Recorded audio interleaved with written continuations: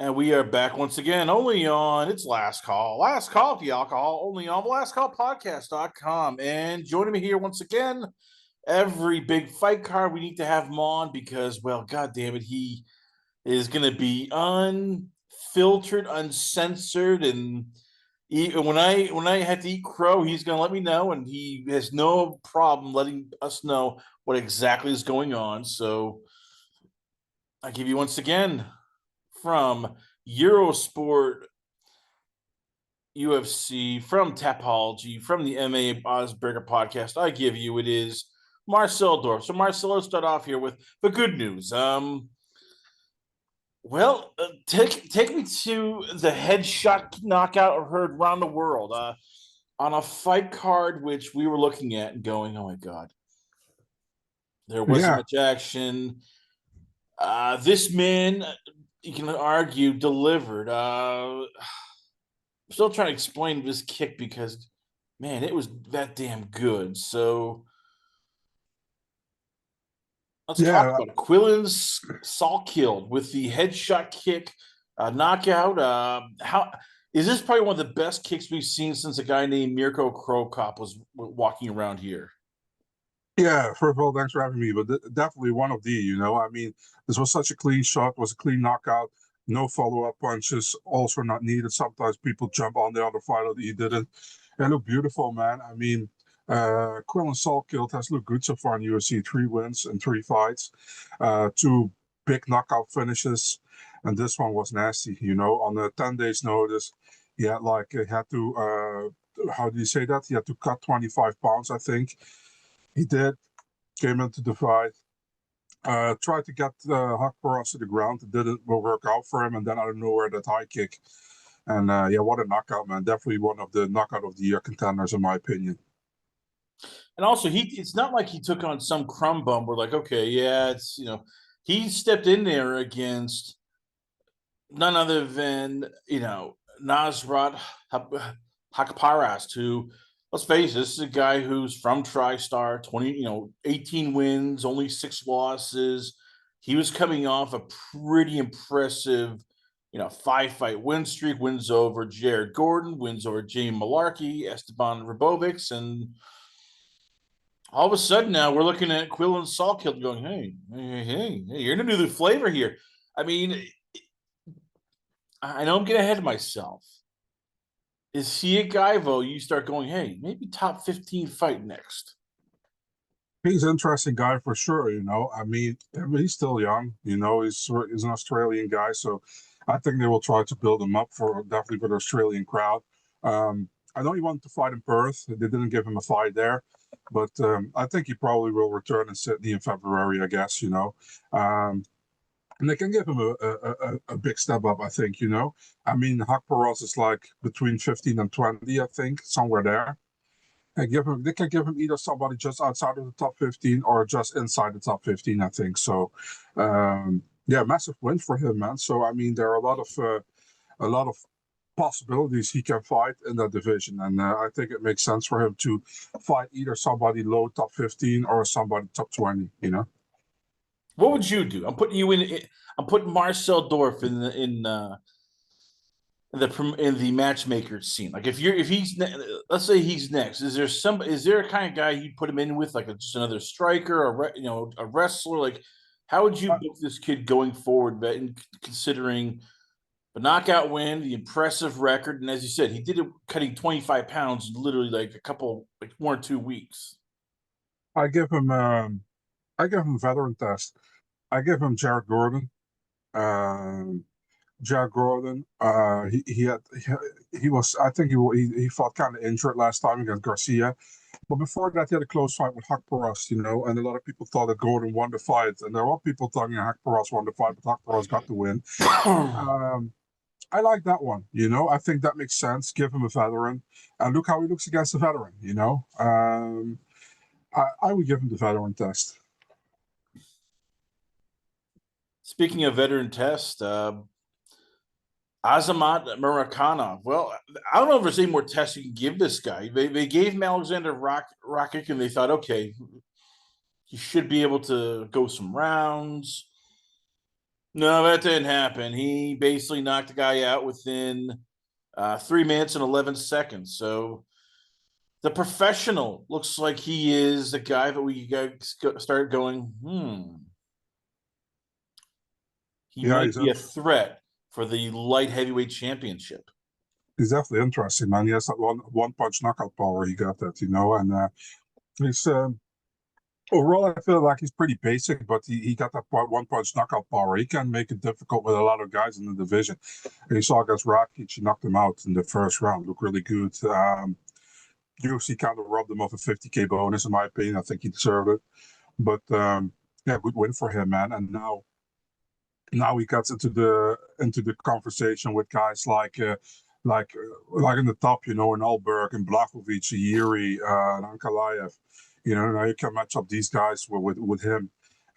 Would be interesting, because he's like a small light heavyweight pretty much, but his power is crazy, and I think he's pretty good. But he's not one of the younger ones, so yeah, let's see how he does with another step up in competition, man. So I'm going to throw this out there. You can say yes or no, but it's not big enough or it's too big. Uh, Volkan Ozdemir is supposed to schedule to fight Alonzo Menifield November 22nd at UFC Fight Night 264. Winner of that gets professional. That sound about, sort of reasonable for his next step up? Yeah, I think he beat Alonso already, right? So that would make sense if Volkan wins, maybe. Um, I think he deserves a little bit more, in my opinion, but I wouldn't be against it. I mean, if Volkan wins, then we can do that fight. If Alonso wins, then it doesn't really make sense because he beat Alonso last year. So, um, but yeah, if Volkan wins, I'm all for it, man. The fight was booked before, but that didn't happen. But yeah, I'm all for it. If Volkan wins, I'm good with it. I know who you want.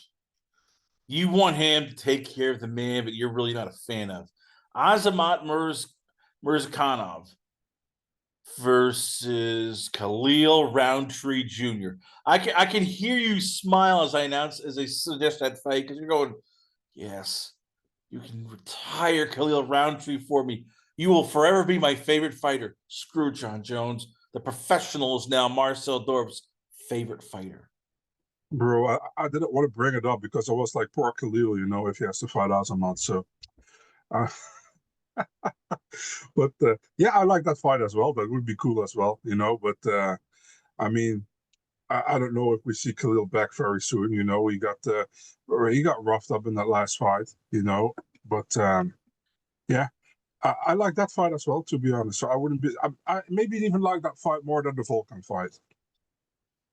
What do we do with Alexander Rocket? Because at one point we were talking about this guy as, hey, he could be the next big thing. There was at one point he was 4-0 in the UFC, 6-1 at his height, where he beat Thiago Santos at UFC 259. We were going, hey, this guy could be world champion. And look, in fairness, you look back at his last four fights, it's like, okay, he lost to Jan Blachowicz, that guy, former world champion. He lost to Yuri Prochka. Once again, elite guy who probably also is one of the top tier light heavyweights. We still know that. Magomed Ankalaev, future world champion. Now Asmat Mirzakhanov, but he's been knocked out two out of his last four fights, three if you count the knee injury. Is he done? I mean, there's because at some point you're like, okay, where else can we put this guy? Yeah, I mean, I still think he beats a lot of guys in the division, to be honest, man. If you look at the fights separately, the Jan Blachowicz fight he got injured in. The Ankalaev fight, it was competitive, but I think Ankalaev won the fight pretty clearly. If you look at what was the other one, the Yuri Prohaska fight, where he looked really good in the first round. But yeah, Yuri always has that crazy tank getting back into fights where he is behind. And this one, yeah, this is a bad loss probably, but still a good win for Mirzakhanov. I think Rakic still beats a lot of guys, dude, in the 205 in the top 15, to be honest. But he just had some bad luck, and he ran into really good fighters. I mean, I honestly think if Manifield can fight him, maybe. That would make sense, I think. I mean, whoever, and you even listen. If Jan loses to Gaskov, you even can run it back with Jan. I think So yeah, Finally, the last positive on this fight yeah. card. You have a one of a lone heavyweights that you actually like, Walter Walker. Heel hook submission again against Louis Sutherland, and this time it was 1 minute 24 seconds. Marcel, I know you love grappling. You are a grappling machine. I know that you work out your BJJ when we're not talking. So I gotta ask, how the hell does Walter Walker do it when we know what's happening? We know what he's going for, and he keeps just getting all these heel hooks on all these heavyweights, despite the fact they know what he wants to do, and he's going to tell them what he's going to do, and he still does it. And the funny thing, man, is like you got like in heavyweight, you got a lot of guys who are pretty low level, in my opinion. And Walter is pretty decent, but he has a specialty. And if you have a specialty in a certain division where there are a lot of not really great guys to fight, you can use that specialty all the damn time. But it kind of sounds like now I'm how do you say that I'm devoting his what he did, but I'm don't. I mean, he did great. The thing is, like, when you say you're gonna do it, it's one thing, but you're gonna do it. Actually, that makes it crazy. And he did it 4 times now, back to back. And then he called out Hamdi Abdel Wahab, and it was like, yeah, dude, but go look higher. I mean, Hamdi, yeah, great. Not interested in that fight, to be honest. He probably gets a 50 hook. That would be great. But I want to see him against higher level competition. And I think he deserves that step up in competition. He only lost his first UFC fight against Lucas Dresky. However, the fuck that is possible, because Lucas is now 1-6 in the UFC with his lone win against coming to Walter Walker. It's actually crazy. But yeah, I want to see him fight higher up the ranking right now. He's talked openly about how he started training heavily once he got to Gore MMA in Russia, and that he wasn't training seriously in Brazil, Thailand. So here's the scary part. I have to ask: what is the limit now for Walter Walker in terms of, like, he's starting to train now heavily, and Yeah. he's still young. Like, could he be the greatest heavyweight we've had since, I'm gonna say it, Fedor? I feel like he can. I feel like he can reach probably around top 8 pretty easily. That's what I think. But I think everybody above the top 8, like guys like Spivak, Waldo Cortez, Jelton Almeida, Volkov, much more difficult, dude, than doing what he does to these guys who he's fighting now against. So that's why I'm saying, like, I want to see him against better competition. And I think the UFC is hesitant with giving that to him because still of that debut loss. But I think he deserves it. He got 4 wins, 4 heel hooks. I mean, who does that? Give the guy a step up in competition. And let's see if he also can pull stuff like this off against even better fighters. So I'm gonna throw that out there. He's called out Hamdi Abdul Yeah. Wahab, and I know you probably are like, no, I can't deal with this here. So I'm gonna put myself in the mind of you. Yeah. Okay, who am I gonna get rid of this guy? I'm gonna say Walter Walker versus Derek Lewis. Either he's getting knocked out, or Derek Lewis is going to start tapping. Either way, I can tell you, like, yes, get rid of one of those heavyweights. Somehow we'll get rid of them. I'll have my master plan, which is we destroy the heavyweight division. That's going to be an absolute idiotic fight, but I'm all for it. I think that's actually good matchmaking. Walter Walker against Derek Lewis. Yeah, let's roll with that one. I like it. Like you said, if Walter cannot submit him, he probably gets his head punched off by Lewis. And if Lewis cannot finish him, he would probably get his leg taken from him or his foot taken from him. So, yeah, I like that matchup. Fun style matchup, I think, and possibility of both guys getting a win. So, yeah, I like that matchup. I think that's really good matchmaking, man. What do you do with Louis Sutherland, because we look back and he was riding high on Levels MMA, and before this fight he was 10-3. He had eight knockouts. Did Pretty they make a easy, man. mistake? I mean, was when you look back at UFC matchmaking, is this one of those fights you would have gone to them and said, "What the hell were you thinking? Putting a guy who's never faced any kind of ground guy really against a guy who's a master at leg locks." I mean, listen, Louis Sutherland was supposed to fight Justin Tafa, and Walter Walker was supposed to fight Mohammed Usman last month, and they both wanted to have fights, so they matched them up together. I have no problem with it, And you can match up Louis Sutherland with every single heavyweight in the UFC, pretty much, low tier UFC heavyweight. This was his debut. He lost it against a guy who had great momentum. I mean, you can match him up with pretty much anybody, man. You can match. I mean, there are so many options. You can give him Thomas Peterson, for example. You can give him. What else do we have? Fucking Chris Barnett or Hamdi Abdul Wahab. Actually, you have Muhammad Usman. You have so many options, man. For him because he hasn't fought anyone. Now we're going to just for all of us here who that's the only good news I have. The rest of this card, it was just bad. So let's start off the worst part. Yeah. Cyril Gane versus Tom Aspinall. We were excited, like, okay, this could be a great heavyweight fight. It's going to end in a knockout. It's going to end in either violence, where we're getting rid of a John Jones stench of holding the division hostage, and nothing bad could happen. Famous last having words. What happens? We get an eye poke of doom from goddamn Gane, that dirty Frenchman. And we got because of that, we got Marcel a no contest. People are pissed. People are blaming Aspinall. Aspinall's dad is now threatening to fight out the contract, go to boxing. How did we get this shit show, Marcel? This is just like the worst thing that could happen. We got it.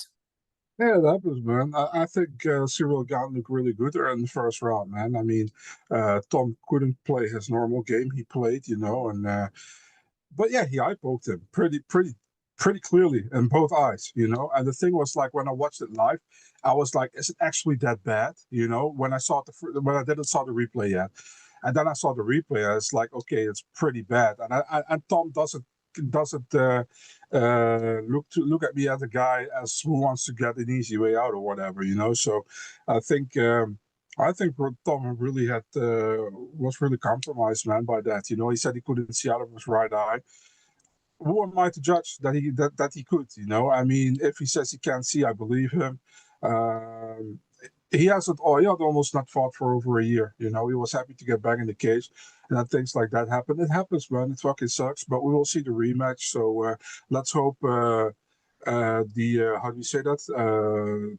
When Tom gets more research done in the hospital, things come back negative, which is positive for him, obviously, and that he can't get back in the cage very soon. It just sucks. It happens. It always sucks when it's a main event. Listen, if it's not a main event, nobody cares that much. But now with a big fight, heavyweight title, yeah, it's headlines, and. Listen, like I said, when I saw it for the first, when I saw it, my first reaction was like, it's okay, it's an eye poke, but it doesn't look really bad. But when I saw the replay, I was like, okay, this looks actually kind of bad, So kind of weird that people are like questioning Tom's integrity with this one. I don't know why, but yeah, they will fight again, Why are we still at this point where it's like, oh yeah, accidental eye poke? It's like, why can't we just disqualify people for this? Because I'm getting sick of it. It's like, okay, this has now been going on for 30, 40 years now. We've been doing UFC and we still can't fix the gloves. I'm trying to understand why, this is going on. Like, why can't we just, for God's sakes, just if there's a finger poke, you're getting disqualified. That way, guys won't do this little touching little thing where it's almost like they're trying to just, I don't know, grab something. I'm getting sick of Marcel. Why not just, all right, finger poke, you've been disqualified. You know what it is, man. The main problem are the gloves, because I don't know if you ever had like an actual UFC glove on your hand. Uh, it's really difficult to make a fist continually, with those gloves on, because the part between like on the side of your on your fingers there, that's like really, like, how do you say that? Really stiff, So you really have to like push to make a fist, And so if you don't have like the, how do you say that? If you're not punching and you don't make a fist, you relax your hands, and then your hands get into that like that straight mode where they extend your fingers, So they should make that a little bit more loose and not so stiff, and then it's easier to make a, how do you say it, to make a fist. So the gloves already fucking suck to start with, And also, yeah, the eye pokes, I think they should take more points of it, and maybe also disqualify. The thing is, like they say, accidental eye poke, but I'm like, when it's an on purpose eye poke, if it's an on purpose eye poke, you're just a fucking douchebag and you shouldn't even be fighting, So accidental, I think it was accidental, but yeah, I mean, it's all kind of weird, But I think they should do something with the gloves and not the bullshit they pulled last year. But I mean, I think they said Trevor Whitman has some real good gloves. Why not try to how do you say that? Talk to the guy, and get along and make these gloves work, But yeah, the UFC probably doesn't want to share want to share the money or anything, But I mean, it's just bad, It's a main event. Shouldn't happen. It happens, and it fucks up pretty much the whole card, who wasn't already great. So yeah. Meanwhile, John Jones is just crowing. I know that you and him, you say he's no longer your GOAT, but I know I heard whispers that you two were may or not having certain kind of drinks, hard liquor, at a certain Dutch hot spot this past weekend, and that he was laughing his ass off. He's now, once again, he wants to fight the UFC White House against Alex Pereira. We're never going to hear the end of this. You know that. Until Tom Aspinall gets a huge win, the ghost of John Jones is going to be lingering over the UFC until basically like he dies almost. Because this is getting out just like, okay, as soon as Tom like stumbles his toe or does anything, there's John Jones to go, hey, you said I was afraid of John Jones. No, he just wasn't at my level. John Jones is the GOAT of light heavyweight, was absolutely not the GOAT of heavyweight, So I don't know why we have to keep talking about this dude, Listen, as long as he doesn't fight, I don't care. The problem with him and also with McGregor is they cannot share like the stage, When other guys are fighting, they want to be the middle of the attention. It's so boring, I mean, we're like, we are adults, man. You're not like 10 when another guy gets more attention than you start crying, or you start like, oh, I need the attention. But that's pretty much what's happening. Also, I find Alex Pereira's reply also very disrespectful on his Instagram. I don't know if you saw that he was pretty much laughing, like, oh, look at them giving up. I was like, dude, just make sure you defend your light heavyweight strap for one more time at least, But yeah, we'll see. I just really don't care about Jones. Neither I care about Chael Sonnen either, Here's what we can't care about. Yeah. That the UFC really screwed Tom Aspinall this last, you could argue, year plus. I mean, he's been adamant. I want to fight John Jones. I want to be active. And every until 2023, he was fighting twice a year, developing, and then he fought once in 2023 against Marcin Tybura. Okay, I get it. It's coming off an injury. And then he fought again against Sergey Pavlovich in 2023, won the UFC interim championship, wants to be active. And then it's one fight between November 2023 all the way to October 2025, which is a interim defense against Curtis Blades, which was 1 minute basically exactly. How much are they to blame for this? That, Aspinall's been wanting to be active, he's been wanting to fight, and the UFC, for whatever it's, its wisdom, just dragged this out with John Jones. Didn't want to strip him. Made the whole damn Miocic fight, even though we all knew it was basically a retirement cash grab. And now we're at this point, and Aspinall's pissed, and his family is pissed because they feel the UFC has wasted sort of part of the prime of his career. Yeah, I feel the same way, to be honest, man. I mean, it already didn't make sense that Jones fought Miocic while Aspinall was the interim champion. Um, and if Jones would have been smart, he took the win over Miocic and then he would have retired. Nobody would have said anything, you know. Everybody would have said, okay, perfect, you know. But he wanted to stay active, but he didn't want to fight Aspinall while he was the interim champion. And it was so stupid. I was so happy when he retired and in June from this year. I said, like, I'm not coming back. You know, I was like, good. Now we can go through with the heavyweight division, who actually wanted to fight the champions, you know. And but now we have this again, you know. And for me, like John Jones, it's just like Conor McGregor, man. It's just not interesting right now, in my opinion. I know for a lot of casual fans it is, apparently, you know. But John Jones, our amazing days were in his light heavyweight, in my opinion, not in his heavyweight. I mean, he looked good at heavyweight, don't get me wrong. But man, his prime at light heavyweight is just like unbeaten, in my opinion. You know, he's the GOAT at light heavyweight 100%. I'll never say he's not.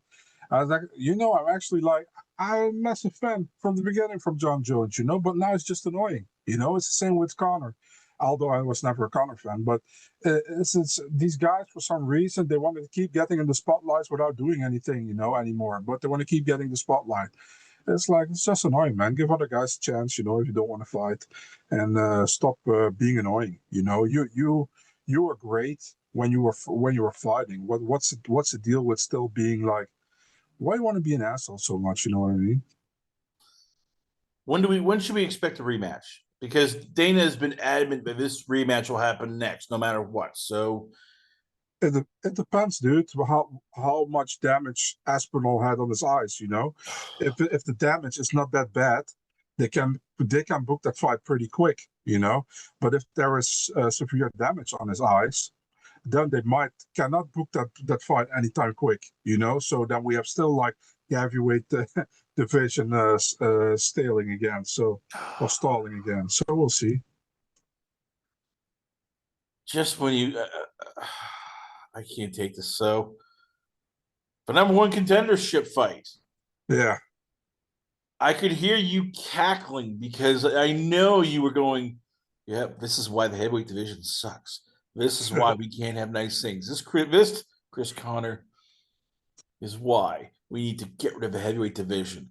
Alexander Volkov defeated Yalton Almeida by split decision in a fight which basically Almeida, I think either just didn't really care, got gassed, or just I have no idea. But this fight was boring.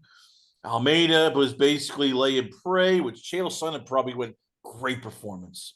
He just took him down. He did nothing. It's great performance. I can Marcel, you can now tell me that this fight was bad, that I deserve all the hate I get for the heavyweights. This fight actually went exactly the way I thought it would go. You know, Jelton Almeida getting takedowns on Volkov and trying to control him on the ground. The thing was for Jelton is that he got staggered in the first round, which was the most significant damage being done. You know, so that for the round went to Volkov.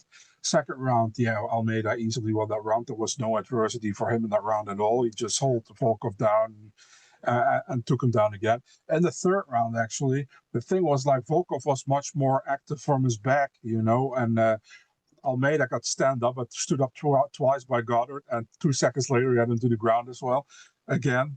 So for me, it was like 2-1 either way. The thing was like, you know, with the new rules, they're more like focusing on like doing damage, punches, and not as much as grappling. The thing was like the control was there, but there was not real control. You know what I mean? The control was there, as in keeping him to the ground, but he didn't advance. You know, Almeida didn't advance. He was just holding pretty much, wrestling him. And it doesn't get count that much, you know, in MMA, in the UFC anymore, you know. So I was like, he might have lost this one. And it's crazy, man. If you're so fucking dominant for 3 rounds, you know, and you only have like I think he had 9 significant strikes and 37 strikes in total. That's crazy, dude. You know, that's really bad actually. And he has only himself to blame that he lost to Volkov, because even if he did like a little bit of ground and pound in those rounds, he would have probably won the rounds. But he just didn't. He was just like holding on. Yeah, really sucky fight to watch, you know. And for Volkov, happy for the guy that he got the win. Last time, I think he got robbed against Rogan. Now he gets the win. But yeah, he doesn't have anything with the win, because like we're gonna see a rematch. What is he gonna do? Maybe he fights like the winner of Anti-Delia against Waldo Cortez. You know, I have no idea. We'll see. Does Dana White call Yelton Almeida? I mean, after that performance, after Yelton just literally like doing nothing, and unlike Chael, he doesn't have his personality, and I could tell Dana wants to fire somebody. Does Almeida get fired? I mean, if this is one of those performances, you can actually look at Almeida and go, God damn, do you really want to be in the UFC, or do you just want to, like, I don't know, hug somebody, hump somebody for 3 rounds? Because after all these bad performances, somebody's getting fired. And I almost imagine Dana going, I'm going to fire a heavyweight. I don't care. I need to fire somebody. I don't know, man, but I'm pretty sure it's not to Dana's liking what Jalton did. He also was clear in the presser. He's like, thank God the judges got this one right, because he didn't do jack shit besides holding him down. The thing is, I think Almeida gets another fight for sure, you know, but if he fights like that again, it might be his last fight on his contract, then he's fucked, you know. We saw what the UFC did before with other guys who they didn't like a Martin Budai, who was like, I think 7-1 in the UFC, and they cut him, you know. We've seen it before, so I wouldn't be surprised. There was always Jairzinho Rosenstruck as well. Um, we'll see, man. But I mean, the thing is, like, this guy would be so much better at 205, in my opinion. But yeah, he wants to keep going at 265. So yeah, up to him. If you have small children, if you have health issues, people, please turn your eyes away from the next site. I implore you, it will not be for the faint of heart. You've been warned. That's right. That is Chris Barnett with his shorts falling down and showing us a moon. Not the kind of moon we like, but a moon. Probably the worst fight I've ever seen at heavyweight since Data 5000 Kimbo Slice.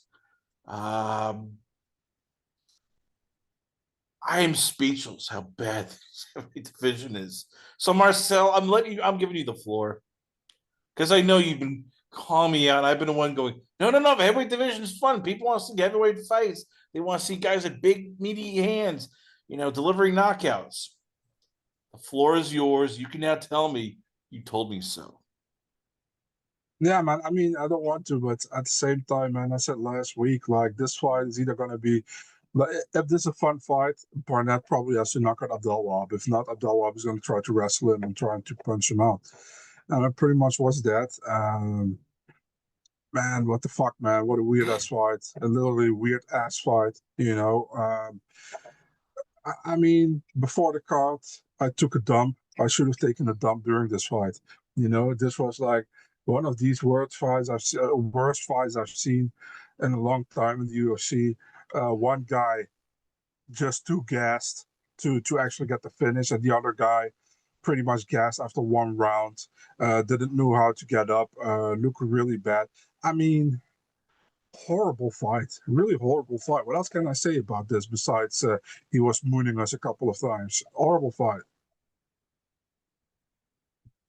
I'm trying to be polite about this. I really am. This looked like two walruses trying to hump each other.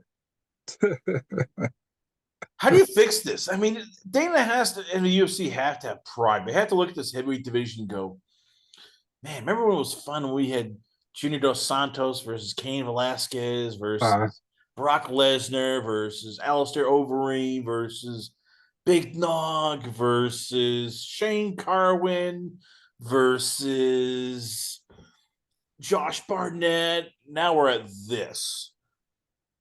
How do they friggin' fix it? They have to fix it. God damn it. This is the UFC. You can't have heavyweights like this. And as you've pointed out, there's a lot of heavyweights who look and fight like this. How do you fix this friggin' division? I have to laugh when I saw a tweet from somebody. He's like, "Damn, dude, I thought I was watching MMA, but for some reason I have two whales on my screen from Discovery Channel." I mean, It's not yeah, wrong. yeah, true. The thing is, like, there are too many heavyweights, and who am I to talk? But there are too many heavyweights who are just fat. You know what I mean? It's they're just not like trained. And you got some heavyweights who are like really big, like a Volkov was an actual heavyweight, you know. And you see also he's trained, you know. But like a Barnett, Abdel Wahab, Justin Tafa. I mean, who else do we have in the heavyweight division who is just not very athletic, but just big, you know? Tui Uh, Tayavasa. I mean, Taito Ivasa is another good example who hasn't fought in like 10 years, but is still ranked somehow in the top 15. Um, yeah, I mean, the thing is, like, it's a sport, right? And you're an athlete, so you got to be physical to do a sport. You got to be physical well, you know. And these guys are just fat. I'm also fat, you know. I'm also not an athlete, so but these guys, I don't want to say like they're bad fighters or anything, but they're not athletes, you know. And that's why heavyweight is like you got some real decent guys at heavyweight, you know, but you got also some guys who shouldn't have been fighting, and at least under the UFC, you know. But yeah, the UFC is just struggling with that division for a long time, in my opinion, and yeah, it just doesn't look good, you know. I, I mean, you see, I'm struggling with this because I went back with Sean Bitter of MMA Wizard. Check him out, by the way. He does a great job with finding prospects. He's a prospect witch, works for Cage Side Press about how bad this fight is, and we both agree you need to do something. So I don't know. At what point, if you're the UFC, do you just start offering signing bonuses and signing prospects from the Olympics? Like I don't care who it is, whether it's Olympic gold medalists, whether it's guys in wrestling, in taekwondo, in judo. Maybe go out and raid K1, Glory in K1. Like you got to do something. And I Yeah, you get, know, it's a business, and UFC loves to go, hey, we're only paying the fighters like 15% of the gross profits. So, but yeah, what do you do? Because again, you can't keep relying on guys who just walk right in. Because as I told Mark, is if you are a athletic big man and you yeah, have options, MMA is not one of them. There's 1,000 ways you can make money easier than do MMA. If you are a yeah. guy over 5'11", 200 pounds, like bounty hunter makes more money than this. So what does the UFC do? Do they actually start recruiting, or they just go, well, maybe we'll take Marcel's advice and just kill the heavyweight division once Tom Aspinall leaves? Think they will never kill the heavyweight division because there's still too many people who want to watch that, you know. But Not this, not Chris Barnett versus Abdul Wahab. That was something that, as you said, people are like, holy crap, this is the Discovery Channel. It's yeah, two this was whales. extreme. This was extreme, but there's still a lot of fans who like the heavyweight division. I'm not one of them, but um, yeah, what can they do? Better scouting, like you said, maybe. The thing is, like, pretty much all heavyweights they get in, they're also not amazing. You know, there are a couple who are like promising, you know, but I also still have to see more of those heavyweights, you know, before I can say they're really good. So I mean, the Delia acquisition is pretty good by them, but he's also already like an older guy, you know. Um, they have to do better scouting, and I don't know if there are actual like real good heavyweight prospects right now, you know, because they signed pretty much every heavyweight who's 4 or 5-0, because like there's a lack of quality in heavyweight. That's a problem. But how they can do it, no idea, man. It's for them to find out, you know. All right. The rest of the card was just Yeah, decision after decision after decision uh, after there were decision. there were two really good Um, fights. we'll get the co-main event, the other main event we won't get to, but Mm. I'm looking at this card, and everybody, oh, this is gonna be fun. It's gonna be fireworks, and we get Outside the main event, we got Ikram Aloskarov, unanimous decision against Park Jung Young, in which there was some gassing. We were looking at guys who were just, one was much better than the other, but he was not trying to go for the full finish. We had the heavyweight direct that was Abdul Wahab versus Barnett. Mitraposo defeating Azat Maxim. The women's strawweight, Mizuki Inoue defeating Jacqueline Amorim by unanimous decision. Nathaniel Wood versus Jose Miguel Nicotado was pretty decent, and Ludovic Klein showed balls of toughness defeating Mateus Rebecki. But God, if you were watching this ESPN Plus, Disney Plus, FX undercard, you probably sat there going, "There's no place like home." Until you got to the Quillen knockout, and then you're like, "Woohoo!" And Walter was like, "Woohoo!" But everything else was just. They have too many guys you look and go, "I don't think you should be in the UFC. You're just not good enough." Yeah, it was like a kind of a bad card in my opinion overall. There were two fights, like I said, which I really liked. I really liked like the Ludovic Klein fight against Rebecki. I think that was a good fight. And Ludovic looked really good in the first two rounds. And the third round, Rebecki was on his way to get a 10-8, I think, but he got it on one or two scorecards. But Ludovic got one 10-8 on the second round. I scored just 10-9 for everybody, so I had a 29-28 for Ludovic. Really good fight. He broke his ankle in the third round and got fight of the night. You got another one you said was pretty decent, which I agreed as well, was the Jose Delgado against Nathaniel Wood fight. To be really honest, I had Delgado winning 2 of the 3 rounds, so I don't agree with the decision, but it was a fun fight. All the others, yeah, were pretty like either it was decent or it was really lackluster, and the Park Aliskerov one wasn't great, I think, was kind of like when it went to the ground, it was pretty one sided to Aliskerov. Amorim kind of surprised me by losing against Mizuki. I think Mizuki looked really good. She hadn't fought for like 2 or 2.5 years, so really good win for her. Yeah, it was just overall wasn't a great card, man. He had proposal against Maxum. Maxum looked really bad in my opinion. Also missed weight on the scale. Got a point deducted by grabbing the fence in the last 30 seconds, but even without the point deduction, he would have lost on the scorecard. So yeah, overall not the best fight, but not the best card. I would not give it a like how do you say that, a really good score, to be honest. So again, how do they fix this? I mean, Paramount Plus is rolling out next year, so there's no more pay-per-views, thank God. Is there any hope that they start cutting down on the roster? Like they just look and go, okay, we don't need to have 13 freaking fights. There's no more pay-per-views. There's no more of these goddamn, I mean, is there a part?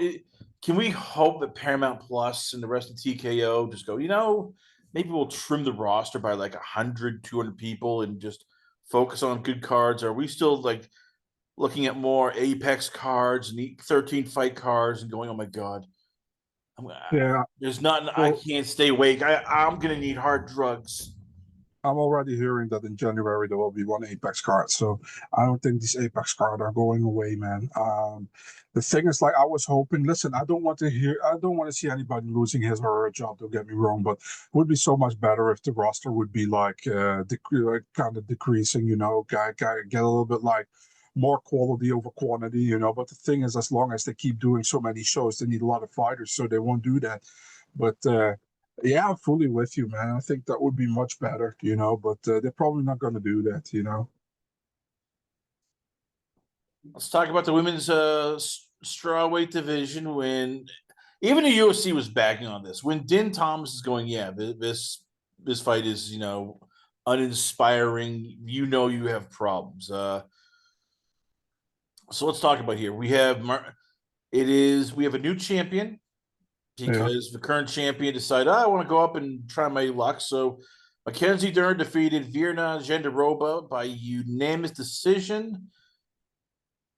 Jandiroba looked like gassed after 2 rounds, and then Dern still doesn't look like what we thought she was going to look like. And I'm trying. I know. Look, I Mackenzie Dern and her is adorable. I love her kids. I know she has worked on everything. neither feels like they're going to hold the title. She doesn't feel like she's going to hold the title for long. But if Wang Zhili comes back, she's going to easily take care of Dern. And if it's not her, if it's somebody else, maybe Uh, Suarez takes care of her. I mean, I don't know. This fight just felt lackluster.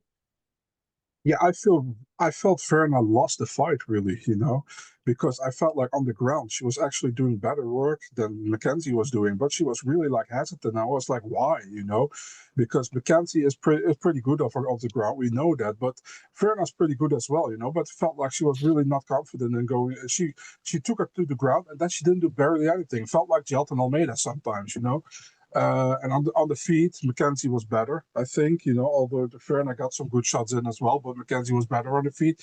I had a 2-2 going into the fifth round, and the fifth round was also pretty close. So, but I have no problem with Mackenzie winning it.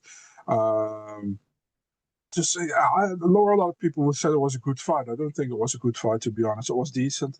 Um, but I feel like these girls both were pretty lucky to fight each other for the strawweight belt because both girls wouldn't have won against Weili Zhang. And I think if Mackenzie fights Suarez next, Suarez wins. And for example, maybe Zhang comes back. If Zhang doesn't win against Shevchenko, you have a good chance she comes back. And then Mackenzie has her first defense against Zhang Weili. And I think Zhang wins that like 11 out of 10 times, to be honest.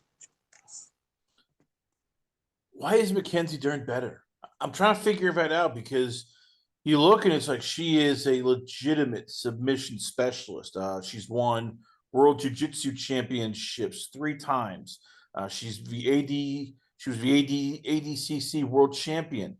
She has won numerous Pan American Jiu Jitsu Championships, Brazilian National Champion, Asian Open, World Cup, World Jiu Jitsu Championships.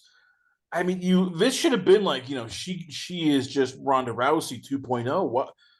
Why is she not better? Because I'm trying to figure this out, and none of it makes sense. I get what striking takes time, but even as you said, Jandiroba was taking her down, and she could have done more. Like, what is going on here that is, I guess, prevented Dern from being this juggernaut we thought she was going to be?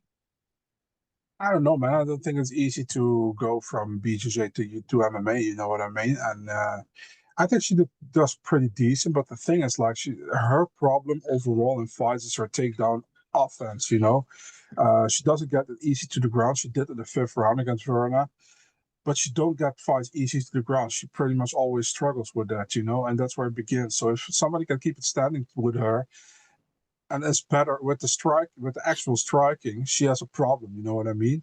So I think that's a problem. If she gets it to the ground and she's on the ground, she's pretty good, but she has to keep it there pretty much. And her striking, she has punching power, she has knockout power, I think, because she's pretty wild with her striking.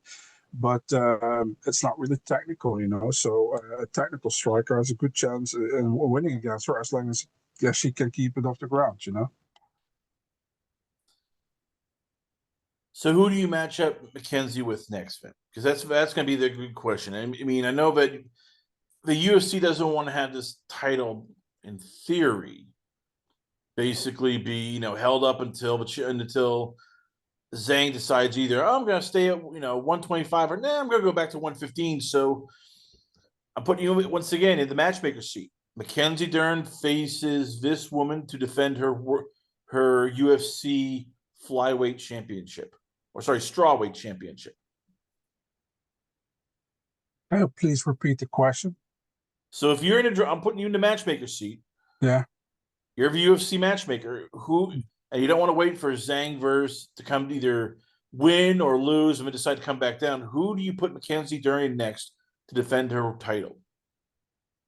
Obviously Tatiana Suarez. She's pretty much the second best in the division, in my opinion. So I would put her next. Pretty easy. We're going from easy to a little bit harder. That Yeah. is Umar Nurmagomedov defeated Mario Batista by unanimous decision. It was one of I think that everybody had that on their bingo card, unless you were me and went, oh, you know what? I'm gonna throw crap against the wall, see what sticks. Um, this is what we expected, but he was going to use a lot of wrestling, use some striking, and overwhelm Batista, who was game but just a little bit outmatched. Does this do anything to help him, get a rematch right away with Marabdashvili, or does he still need another win so that we can go, okay, yep, he's next, but he's ready to take on the champion a rematch?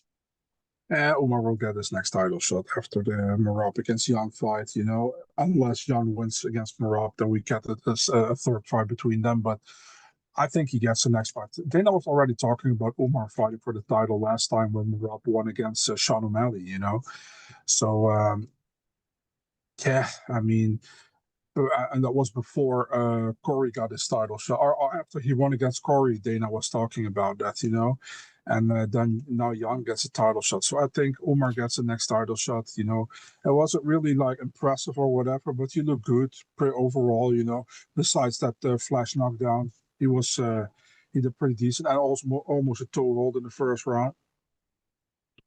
But besides that, he did pretty decent, and he pretty dominated the fight. So. Yeah, was it really fun to watch, to be really honest, but it was a good win. Batista is super tough. So, yeah, good for Umar. And I think he gets the next title shot for sure because the UFC likes him as well. Are they running the risk, though, of this being Sean O'Malley 2.0? Because if he loses again, and Marabdashvili seems to be now kicking into a different level, so we could see now a unanimous decision, 5-0. Are they risking that, Marab becomes like O'Malley and he's sort of in no man's land? The thing is, like, even if he loses, Marab won't stay forever in the division. Umar's still young, so Umar has some years in front of him, So even if he loses, I don't think there's anything bad there, But then Marab might be like the goat of goats of bantamweight, He already maybe is. So, yeah, I don't think people will then say like Marab is just better than you. Yeah, okay, but if Marab goes, then he's probably one of the best guys still in the division, and then he has a good chance to get the title. But there's also a possibility he beats Marab. I mean, he did pretty decent in the first fight.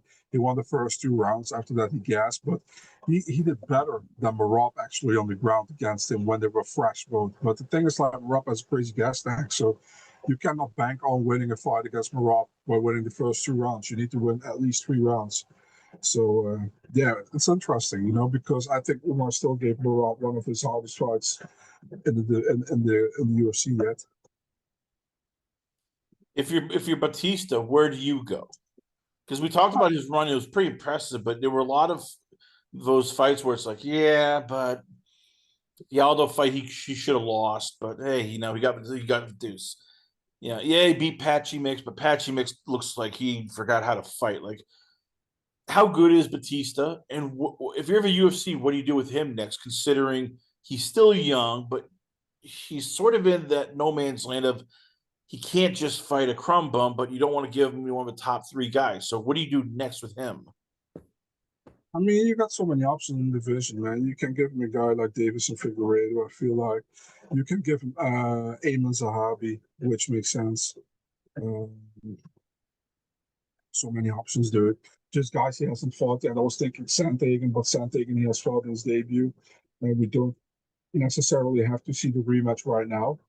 But there are a lot of options. Sean O'Malley is not going to fight because that's his teammate. But yeah, there are so many options, man. He can fight a lot of guys. And for me, he didn't lose a lot of stock, to be really honest, in this fight. He lost. I expected him to lose, and I think he was pretty game in the fight, although he got 30-27, but he was pretty game. Did Umar show anything differently that gives you For me, not. confidence that he can No. beat Marab? He didn't show anything different. The thing is, like, those are like separate fights, He knows that he does it. Like he said, I can't underestimate him. He knows that he should win against Bautista. But against Marab is a completely different fight because these guys know that they have to bring their A game, Final topic before we let you go. Yeah. It has nothing to do. On the surface, it has nothing to do with everything. Down below, this is where the UFC. The NBA has been infected with a gambling crisis where we saw a coach get pinched for hosting illegal card games with the mafia. We saw some questionable prop betting scandal with Terry Rozier. As I said, on the surface, it just looks like a NBA problem. This infects everybody, and I know you and I talked about how UFC has really tried to put a hammer down on fighters and coaches with prop bets and everything, with gambling. How worried are they though when they see this and they realize, crap, there are too many people sometimes who are around these MMA gyms who they hear things, they see things, they know what goes on, they know how certain things are. Next thing you know, you can get insider information so easily that they're people are making bets basically because, hey, I saw that Rob had trouble making weight. Let's go to the book. Let's go to the bookies now because we know this here. Or hey, this guy is gonna fail weight because he's been eating mini cakes for the last 3 months, and now he's just got called the UFC. Like, how much does the UFC worry that they could be next? I mean, yeah, I mean, but the thing is with gambling, the UFC pretty much pushes the gambling shit. You know what I mean? Oh, they So all do. I mean, everybody is now in bed with DraftKings. yeah. Are you So surprised that UFC did, because they've been trying to tell people this isn't WWE, it's not fake, everything's on the up and up, and there's always these fighters don't get paid much, so somebody wants to listen, make $1 million. They could easily pay some of these fighters to throw a fight, and it wouldn't cost much, considering how much some of these fighters don't make. yeah, I hear you, but the thing is, like, I think the UFC kind of hypocritical, with the gambling stuff. It's like, yeah, we don't want our athletes to gamble or their family members, but we want to make money of it. You know what I mean? So it's kind of hypocrite, and they're pushing it a lot. They put. I mean, listen, I'm not against it. Before people think I'm absolutely not against it. But if you look at the Dana White Contender Series, it's like 75% gambling, pretty much. The broadcast. So it's like, what do you expect? What do you expect? How much do you worry as a fan that this could eventually bite the UFC in the ass? That one No, of these days we're going to hear, oh, yeah, by the way, X amount of fighters agreed to throw a fight for 75 grand, 100 grand. to be honest, listen, I wouldn't be surprised if that even happens without our knowing, But as long as there are no proof, we cannot say this like that, because sometimes you see fights where you're like, huh, this guy fights really bad or like really different than normally, and why the hell he's fighting like that? Normally he goes for takedowns against this like striker. Why does he go for takedowns? Why is he striking with him? You know what I mean? So sometimes you have that feeling, but as long as you cannot prove it, it's not there. So yeah, you know what I mean? Unfortunately, we've run out of time. Once again, always love having him on the show. And again, he will pull no punches, take no dives. I give you, once again, from Eurosport, UFC, Tapology, and also from the MMA Odds Breaker podcast, I give you Marcel Dorff. So, Marcel, where can fans check you out at? Where is the Twitter, the Instagram, the websites, the Rumble channel? Where can fans hit you up at? Big Marcel 24, Twitter, Instagram, MMA Odds Breaker, YouTube channel, preview recap of UFC fights with Adam Martin. I have a Dutch podcast, a monthly one with Dennis Corman and with Gilbert Eiffel. Is there anything else? I don't think so. Thanks for having me as always, Chris. Looking forward to next time, and thank you. I know there's a card next week, but as you and I have agreed, like, do we really care? No, not really. It's just another card we got to cover. We'll talk about more next week, and hopefully there's some scandals we can talk about. Just kidding, not really. Once again, we're always on. A pleasure having you on the show, Marcel. We come back. We got a lot more going on, only on this Last Call. Last Call with the alcohol, only on the lastcallpodcast.com.